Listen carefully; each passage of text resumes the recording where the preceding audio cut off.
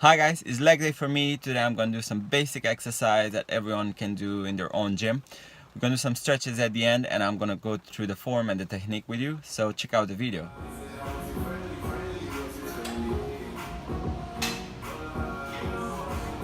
So the first set of squats is mainly to warm up. I have just one plate on each side and trying to do as many as I can with the correct form, trying to focus on keeping my back straight. I keep a slight curve in my lower back and trying to push my bum out and then push it back forward as I come up. Also bend the knees as much as possible, contract your quads, and keep your feet flat on the ground. Make sure your heels, they don't come up.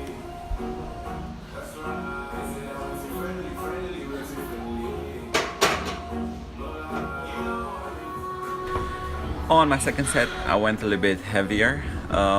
Again, it's very important when you do squats to brace your abs, push the stomach in, just in order for your back to be straight, and this will help you a lot. The core muscles will be engaged and you'll be able to push more weights. So yeah, just focus on that, and apart from that, I'm trying to keep my head up all the time.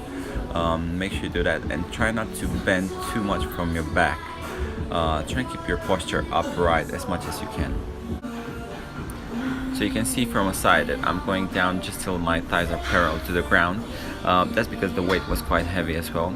And some people, they have really good flexibility, so they can go even lower. I wouldn't advise you to do that if you have an injury in your lower back, but apart from that, you can go as far down as you can. This will add just a little bit more contraction in the muscle, which is good. So in this workout, I'm just doing basic sets. I've started with the big compound movements like squats, then I went to leg press. You can also do lunges, and after that I finished off with the isolation exercises, which you'll see in a bit. But on leg press, I just keep my feet shoulder width apart. I try to keep my feet in the middle of that plate, which I'm pushing. You can chain this up. You can either place it a little bit higher or a little bit lower, and it's going to target different parts of your muscles. And one thing that you really need to be careful of is not to lock the knees at the top of the movement. So trying to keep them, your knees slightly bent, so you don't want to lock them, and you don't want to go too fast either. Yeah, so just keep a slow tempo. Make sure you contract your muscles and you feel it in the right place. Okay, now we're gonna give the quads a rest, and we're gonna do some hamstrings. I use this leg curl machine, which is very convenient. I really like the lying down one as well, but I didn't have it in this gym where I trained. But this machine does the job well, so I was happy about it. And then an isolation exercise for your quads, leg extension. If you want to find out the correct form to do this exercise, click on this link at the top.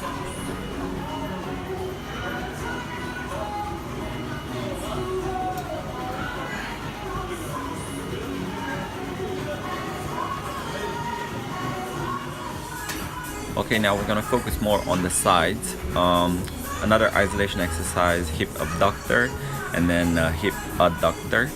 These are two muscles, they basically the inside and the outside of the thighs. But it's not only that is working, your glutes are involved in this, and also other muscles in your legs.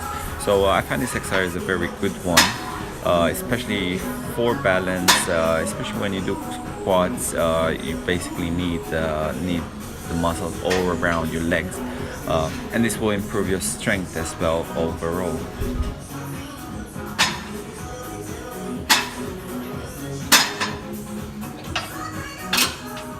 Okay, so I finished off with some seated calf raises.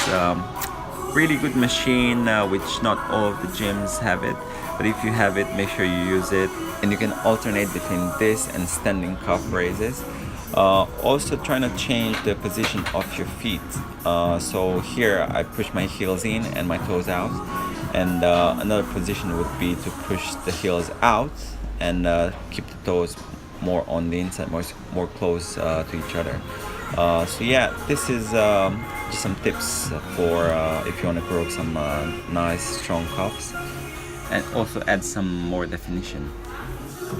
Okay, and now some stretches. So this is for hamstrings. What do you need to do? Trying to keep both legs straight, and then just shoot one leg up in the air. Trying to pull it back a little bit more just to add some more tension in the muscle.